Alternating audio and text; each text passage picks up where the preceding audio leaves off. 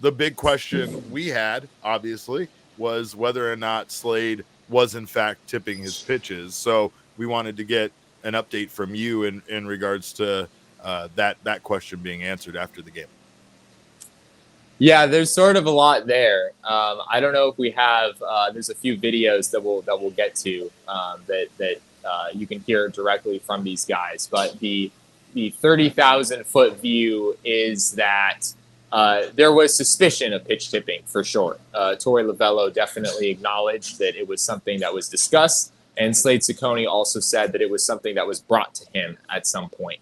But and we do have Torey on Slade ready to go. Here is what Torey had to say in regards to Slade tipping his pitches. I don't know exactly.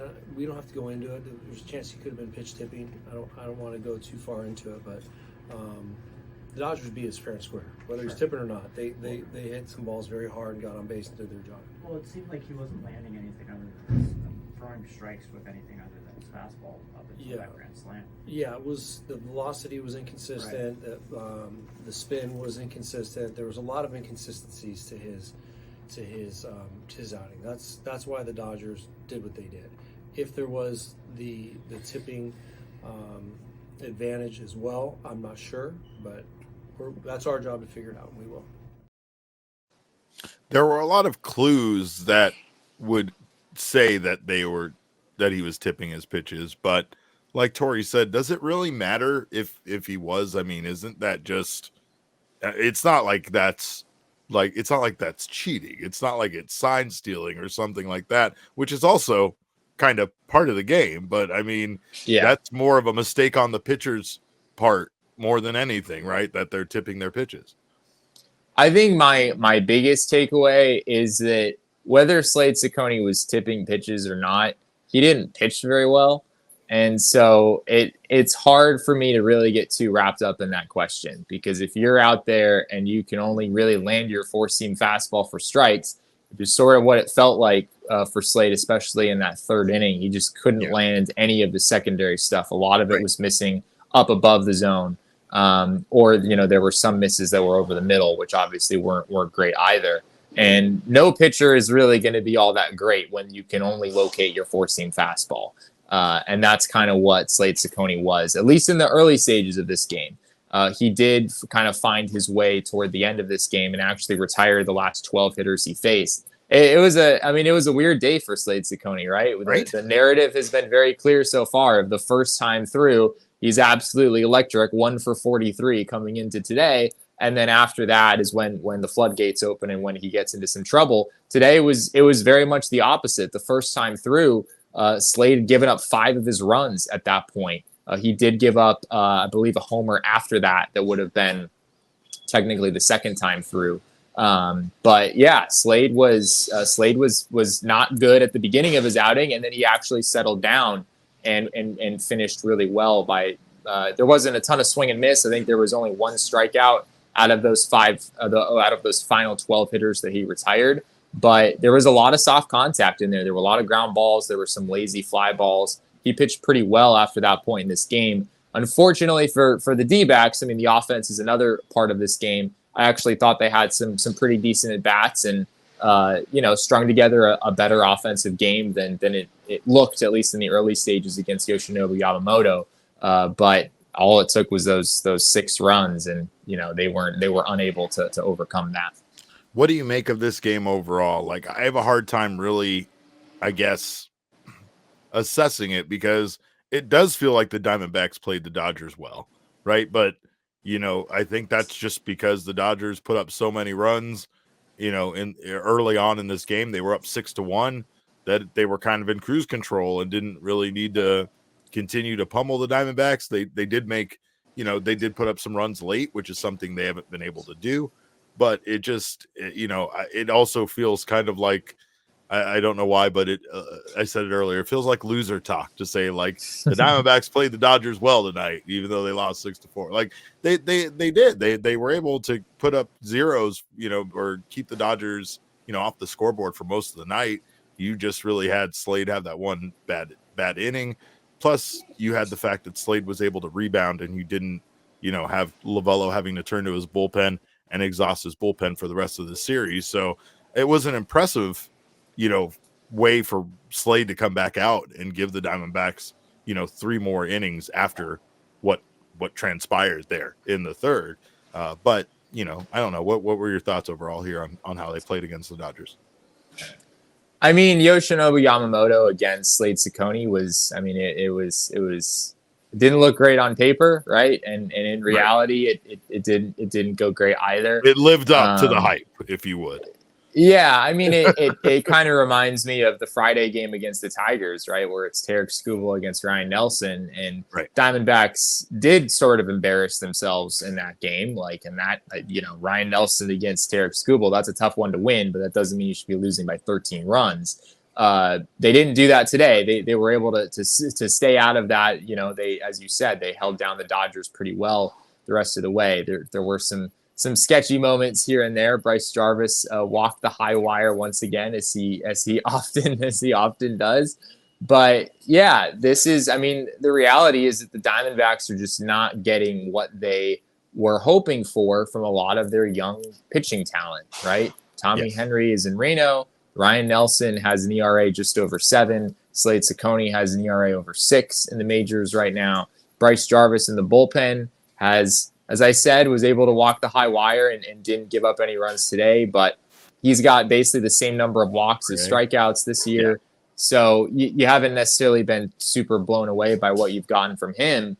And in a perfect world, the D-backs weren't going to need to rely on these guys a whole lot. But with Eduardo Rodriguez and Merrill Kelly out, they've had to rely on them quite a bit. Well, we have more from Slade on his outing, and I think this is if he was tipping his pitches or what he thought on what was going on against the Dodgers here. Yeah, he talks a little bit about tipping here, and then we have another clip as well where he kind of hones in on the tipping even further. But yeah, here's the first one. I gave them pitches to hit, and they hit them. You think they knew what was coming? I don't think that was it. That wasn't the problem? I don't think that was it. How about the adjustment that you made to settle in and end the way you did? What did you do? Everything just synced up mechanically. I started moving consistently down the rubber, and after that it was what I'd like to do. Every inning I go out there. It was very unfortunate that the third happened and all the runs came in the way they did. Was the situation all different for you coming out of the bullpen? Was that a different piece at all? I've done it before. Definitely different. It's the first time I've done it this year. It was a little bit, I don't know. I don't want to make excuses, so I'm going to refrain from any more. First of all, were you sitting on Todd Walsh's shoulder while recording that? I was not. I know Todd pretty well. He's a good dude. That would be a little weird. Very close. Very close. But no, yeah, me holding up my phone is nearly sitting on Todd Walsh's shoulder, although I am not. I'm proud of you. I feel like I've taught you well when it comes to that. Like, you're just all up in the mix. Like, I don't care if Todd's face is in front of my camera. I am here.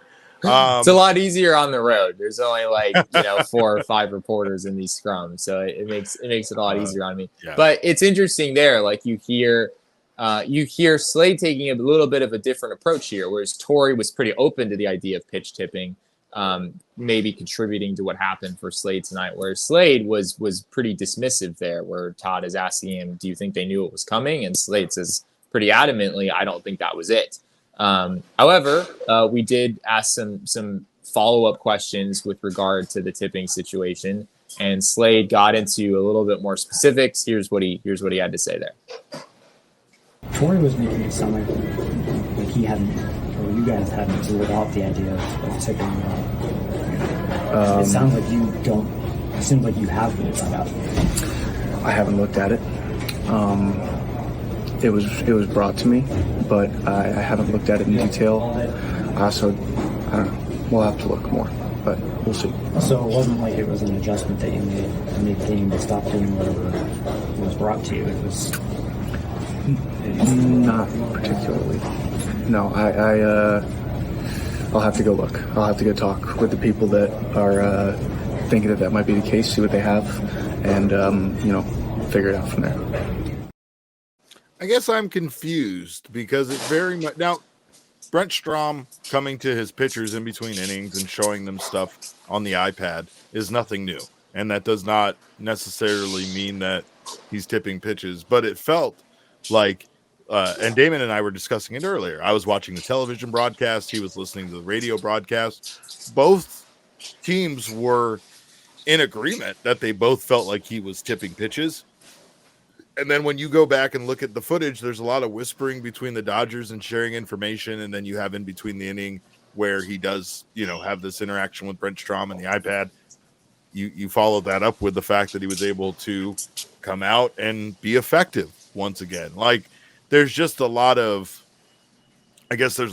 signs pointing to him tipping pitches without there being any clear indicator that he was. But it very much felt like everybody kind of thought that was the case.